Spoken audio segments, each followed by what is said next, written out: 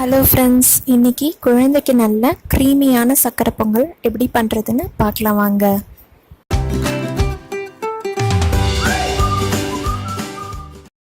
அது பண்ணுறதுக்கு ஒரு பாத்திரத்தில் 1.5 டேபிள் ஸ்பூன் பச்சரிசி எடுத்துக்கோங்க.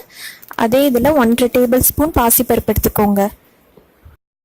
இதை நல்லா 2 டைம் வாஷ் பண்ணிவிட்டு தண்ணியில் ஒரு 20 மினிட்ஸ் ஊற வச்சிடலாம். இப்போ பார்த்தீங்கன்னா 20 மினிட்ஸ் ஆயிடுச்சு. இதோட ஒரு டம்ளர் பால் சேர்த்துக்கோங்க. நம்ம குக்கரில் வச்சு க்ளோஸ் பண்ணிடலாம். இது ஒரு 4 விசில் வரட்டும். விசில் அடங்கினோன்னு ஓப்பன் பண்ணி பார்க்கலாம். ஒரு பாத்திரத்தில் ஒரு 2.5 டேபிள் ஸ்பூன் வெல்லம் எடுக்கிறேன். நான் டோட்டலாக 3 டேபிள் ஸ்பூன் எடுத்தோம் இல்லையா, அதுக்கேற்ற மாதிரி நீங்கள் எடுத்துக்கோங்க. நான் ஸ்வீட் கொஞ்சம் கம்மியாக இருக்கிற மாதிரி தான் எடுத்திருக்கேன். நீங்கள் உங்களுக்கு அதிகமாக வேணும்னா நீங்கள் கொஞ்சம் அதிகமாக எடுத்துக்கோங்க. இதை கொஞ்சமாக தண்ணி ஊற்றி நம்ம கரைச்சிடலாம் நல்லா.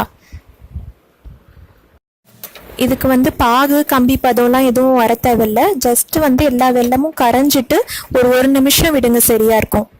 இப்போ சரியா இருக்கு. இந்த பாகு நீங்கள் எப்போ ரெடி பண்ணுறீங்கன்னா குக்கர் விசில் ஆஃப் பண்ணோன்னா அந்த விசில் அடங்குற டைமில் ரெடி பண்ணுங்க. ஏன்னா நீங்கள் முன்னாடியே ரெடி பண்ணி வச்சிட்டிங்கன்னா அது திக்காயிடும் நல்லா. இப்போ பார்த்தீங்கன்னா குக்கர் விசில் அடங்கிருச்சு. இப்போ நம்ம ஓப்பன் பண்ணலாம்.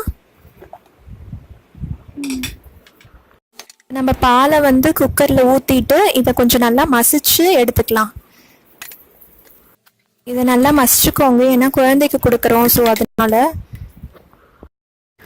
இப்போ நம்ம குக்கரில் இந்த பாலோடு நம்ம மசிச்சு வச்சதையும் சேர்த்து நல்லா கலந்து விட்டுடலாம். இப்போ நம்ம வெல்லம் சேர்த்துடலாம்.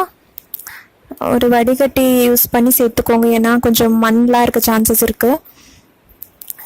சேர்த்து விட்டு இதையும் கலந்து விட்டுடலாம் நல்லா. இப்போ பார்த்தாலே தெரியும் நல்லா க்ரீமியாக இருக்குன்னு. நம்ம பால் சேர்த்துருக்கனால இந்த மாதிரி நல்லா க்ரீமியாக வந்திருக்கு. இப்போ பார்த்தீங்கன்னா தெரியும் கொஞ்சம் திக்காக இருக்குது. இந்த ஸ்டேஜில் ஒரு டீஸ்பூன் நெய் ஊற்றிக்கோங்க. நெய் ஊற்றிட்டு கலந்து விட்டுருங்க.